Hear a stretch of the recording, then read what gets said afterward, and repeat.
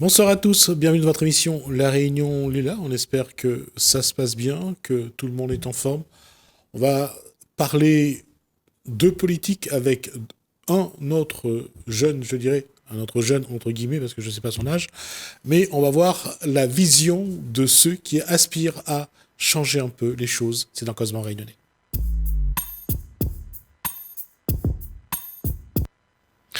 Bonsoir Vincent Rivière Bonjour Jismir Amoudou. et bonsoir Vincent Defaux. Bonsoir Vincent et bonsoir Jismi. J'aurais dit Vincent Defaux et Vincent Devray, ça aurait pas été.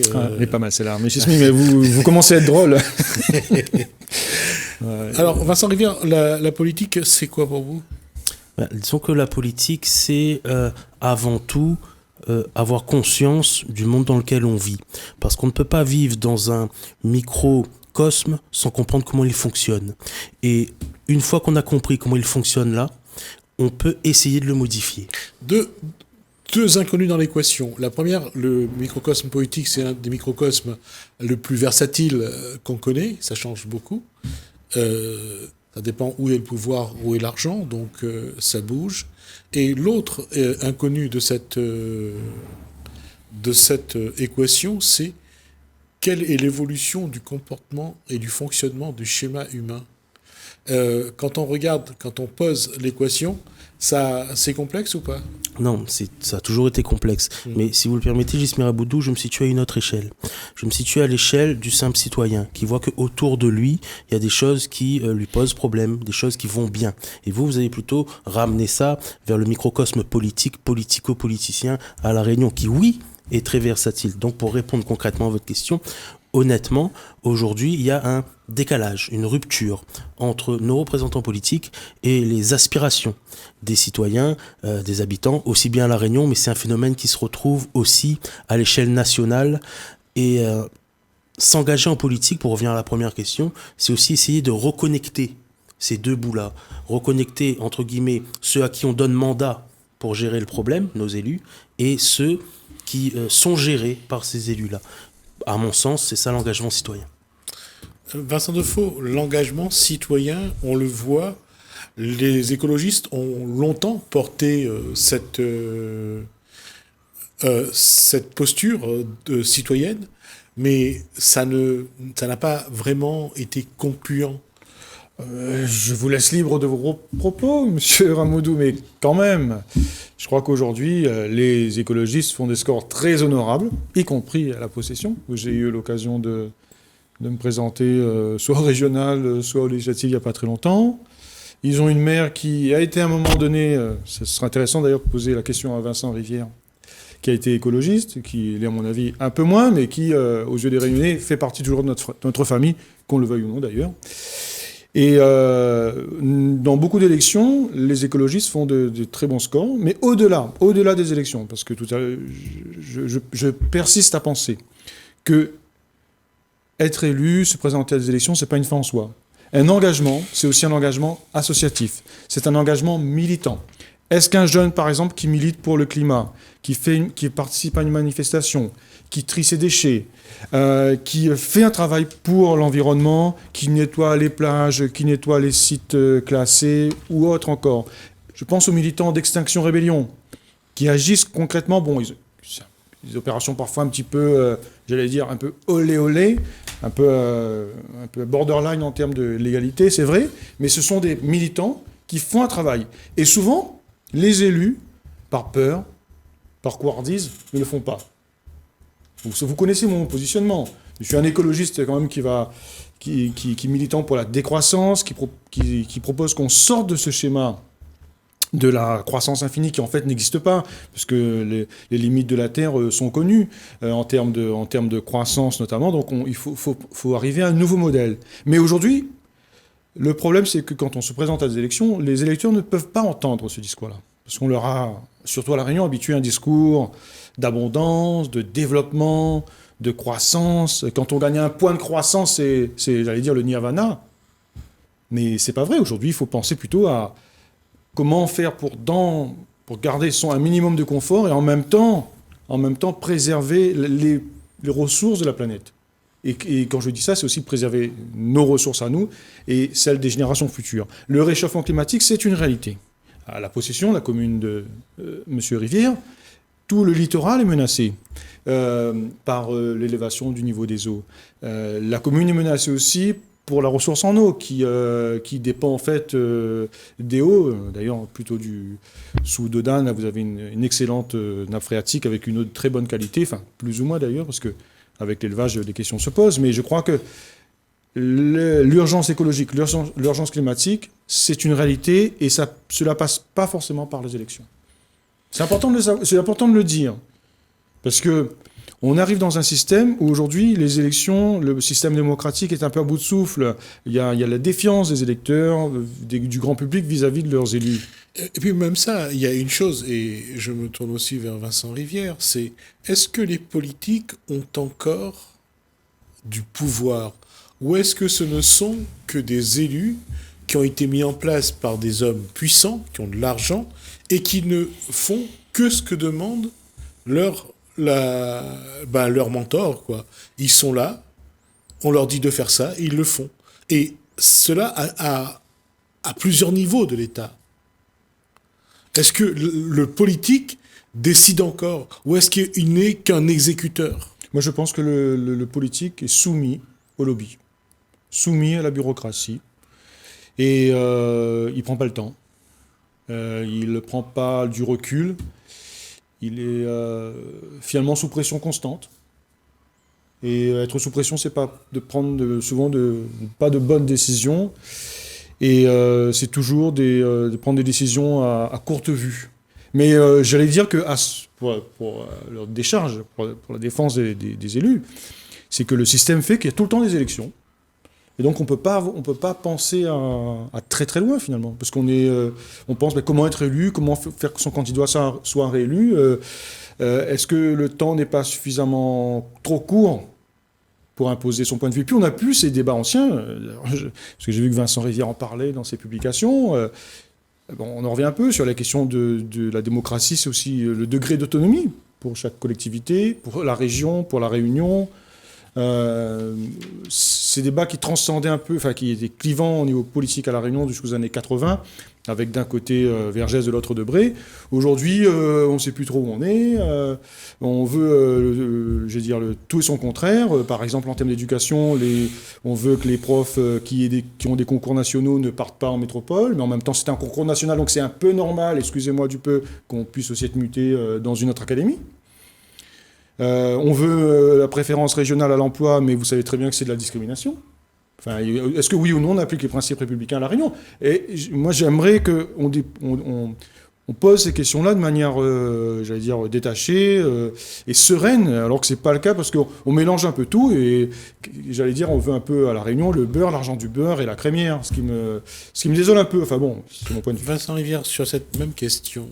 Oui, alors j'ai envie de dire oui et non. Oui, les élus ont du pouvoir et en même temps ils sont en partie soumis. Mais on ne doit pas uniquement se défausser en disant si les élus ne peuvent pas agir, c'est parce qu'ils sont sous pression des lobbies. Et je m'explique. C'est-à-dire aujourd'hui, nos élus ont toute latitude, toute compétence pour agir sur un certain nombre de domaines. On peut parler de l'aménagement du territoire. Tu parlais tout à l'heure de l'environnement. À mon sens, agir pour l'environnement, ce n'est pas seulement aller récupérer des mégots de cigarettes sur la plage, bien sûr, ou bien aller peindre des panneaux publicitaires, même si c'est l'action de certaines personnes. À mon sens, le rôle du politique, c'est de planifier, non plus le développement durable, parce que le développement durable est déjà dépassé. Tout à fait. Maintenant, il faut aller vers la transition énergétique. Alors, quand tu parlais tout à l'heure de décroissance, à mon sens, je ne dis pas que j'ai raison ou tort, mais la décroissance est un leurre. C'est-à-dire, on ne pourra plus aller vers la décroissance. La croissance est-elle un leurre? Je crois que c'est le Mahatma Gandhi qui disait qu'on produit suffisamment pour nourrir toute l'humanité, mais pas suffisamment pour nourrir les appétits. Le problème, c'est qu'aujourd'hui, c'est la répartition des ressources, des richesses qui pose problème. Un Américain, si tous les humains vivaient comme les Américains, il lui faudrait 6 planètes par an en termes de ressources. Si tous les humains vivaient comme les Français, comme les Réunionnais, il nous faudrait 3 planètes par an en termes de ressources. Ce que je suis en train de dire, c'est que à mon sens, c'est pas le problème de surpopulation ou de décroissance. C'est le problème de répartition qu'il faut avoir et de gestion saine de nos ressources. Alors, sur le fait que nos politiques ont les capacités d'agir, oui. Le problème, c'est que parfois, ils n'agissent pas. Et là, je rejoins Vincent Defaux. Lorsqu'on est conditionné à un calendrier électoral tous les 5 ans, tous les 6 ans, et bien souvent, malheureusement, c'est la démagogie qui va prendre les dessus plutôt qu'une action à moyen et long terme pour sauver un modèle de développement qui s'engage vers la transition. La question, encore une fois, c'est il y a une production suffisante, mais le partage n'est pas équitable. Je parle dans la dimension de la planète. Absolument. La dimension de la planète. L'individu s'engage parce que il veut faire de la politique, il a des idées, il a des projets, et pour lui, ce qu'il veut pour la population est bon et efficace. Sauf que quand il est en place, il ne fait pas ce qu'il doit être fait, mais il fait ce qui lui rapporte soit des voix, soit autre chose. Dans ce cas, c'est l'individu qu'il faut conditionner pour faire ce travail correctement. L'individu ou le groupe Enfin, moi, le groupe. Après, c'est pour les élections, par exemple, les élections municipales, les l'électeur, en théorie, en fait, dans la réalité, il vote pour une liste. Il glisse non pas un nom, mais une liste de noms dans une enveloppe. Mais en fait, il a choisi déjà un maire, enfin la tête de liste, en fait. Et donc, il y a une certaine forme de personnification des élections. Mais le conseil municipal, en l'occurrence, il peut très bien défaire, censurer le maire et le renvoyer dans ses cordes. C'est théoriquement possible. Alors, ce qui veut dire qu'il faudrait... C'est déjà arrivé dans l'histoire. C'est-à-dire qu'il faudrait avoir un conseil municipal ou une majorité municipale qui soit vraiment en place et qui ait des pouvoirs. Parce que jusqu'à maintenant, depuis le XVIIe siècle, où on a commencé... On loin. Oui, parce que ça remonte à Philippe le Bel. Les origines d'un conseil municipal ou de gens qui gèrent un territoire. Et ça remonte donc au XIIIe ou au XIVe siècle. Cette mise en place-là a toujours été un cheminement. Mais lorsqu'on parle de dire que il faut que le conseil municipal, c'est le conseil municipal qui est élu, pas le maire. Lorsqu'on arrivera à ça, peut-être que ça changera. Mais pour l'heure, c'est un homme qui conduit une liste. Ou une femme. Oui, ou une femme, effectivement. Un homme ou une femme qui installe un conseil qui lui est redevable. Entièrement. Donc ça ne tient pas à ce que tu disais, qu'un conseil municipal a les pouvoirs, et on le vérifie chaque jour. En théorie, ça devrait. Mais aujourd'hui, quand quelqu'un vote, il vote pour monsieur le maire, madame le maire, voilà. Et non pas parce que sur la liste, il y a telle ou telle personne qui va faire peut-être la pluralité d'un mouvement politique. Mais ce qu'il ne faut pas oublier, c'est que souvent, malheureusement, on prend sur les listes des gens qui seront justement malléables, exprès pour pouvoir faire passer des mesures pas forcément populaires, pas forcément dans l'intérêt général, mais comme c'est le conseil municipal qui vote, eh bien forcément ils vont dire oui. Alors souvent sur la liste, on va voir des individus très effacés, pas forcément... Alors à l'heure des charges, je suis désolé, mais il faut aussi jouer. Enfin, moi j'ai été élu municipal il y a quelques temps, mais je ne suis plus... parce que ça ne m'intéresse plus, voilà, je vous le dis franchement. Parce que justement, la solidarité municipale, c'est très lourd à gérer. Enfin, si vous vous exprimez au conseil municipal contre votre maire, ben vous êtes en situation de dissidence. Oui.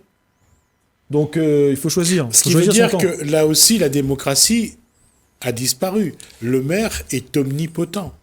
Ah, bon, je peux intervenir, s'il vous plaît. Alors, le problème, là, ça, c'était ce qui existait avant, ce qui existe encore. Mais le défi, c'est de faire en sorte d'arriver à...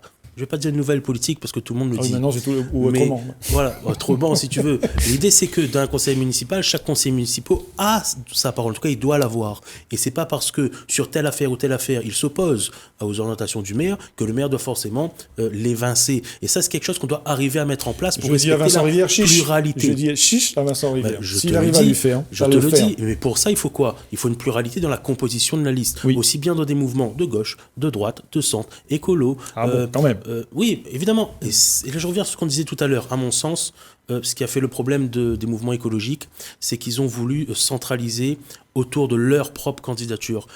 Les écolos n'ont pas le monopole de l'écologie. Ce que je dis, c'est que un parti écolo Sans écologiste, pas a d'écologie.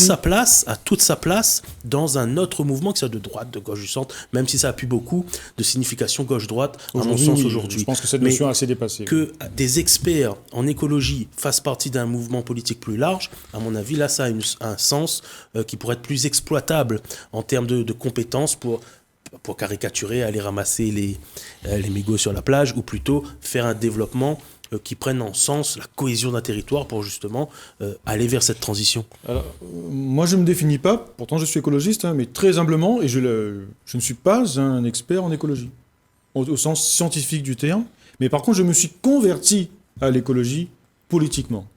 J'ai fait cette conversion il y a déjà plus de 15 ans, où j'ai vu que le système politique menait,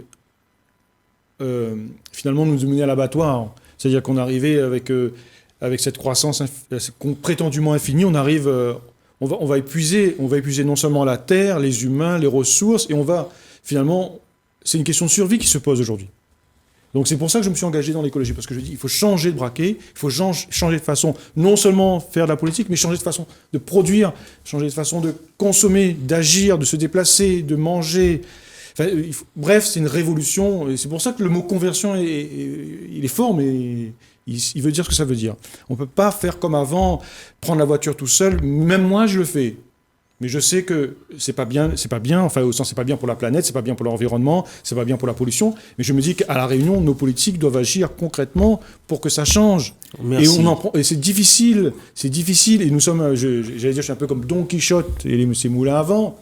Donc je pense qu'effectivement, M. Ramoudou parlait d'une nouvelle génération d'élus de politique. Il faut justement que cette nouvelle génération émerge pour faire aboutir ces projets, aussi bien dans la nouvelle façon de se nourrir et sur une nouvelle façon aussi de se déplacer à La Réunion.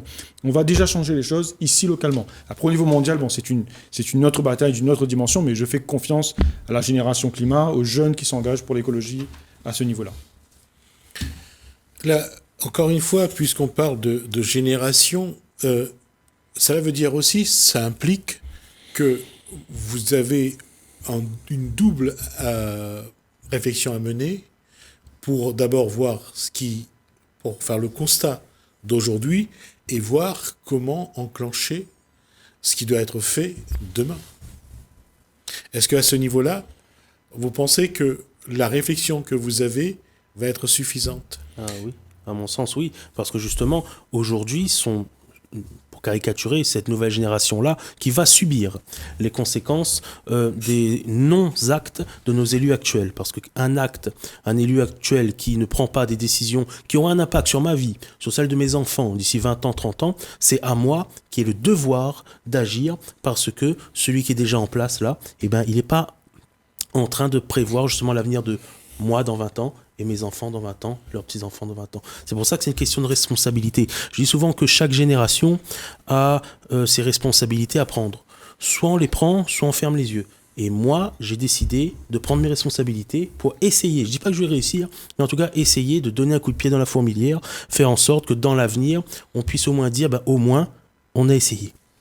Moi, c'est ce que j'apprécie avec Vincent Rivière, c'est qu'il pose des questions, il intervient, bon, il est assez présent sur les réseaux sociaux et sur les médias. Dans son territoire, donc la possession en l'occurrence, je pense qu'en tant que citoyen, il fait un travail très, très important et j'allais dire même pédagogique.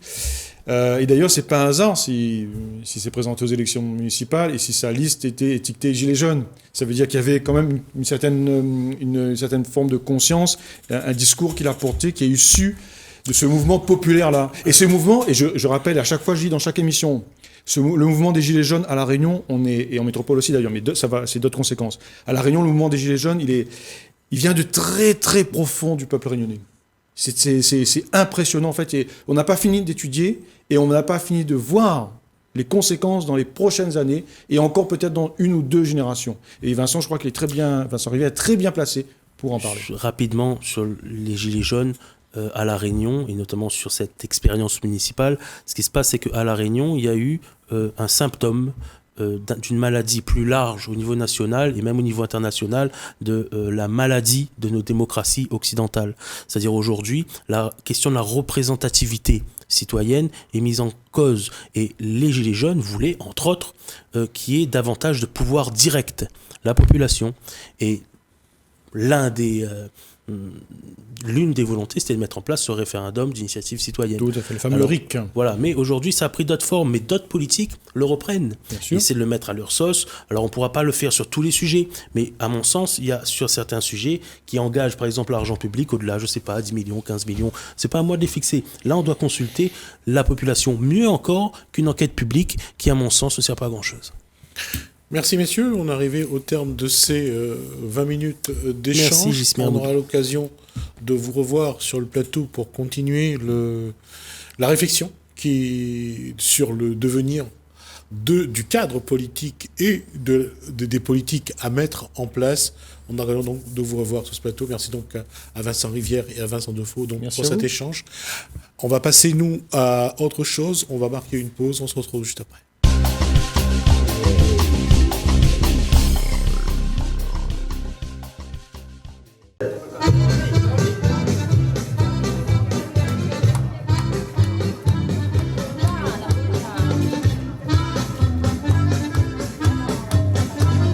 Maurice Gironcel, la transmission du patrimoine dans la culture, les traditions, c'est quelque chose que les politiques intègrent de plus en plus? Pas uniquement les politiques d'ailleurs, c'est aussi le monde associatif.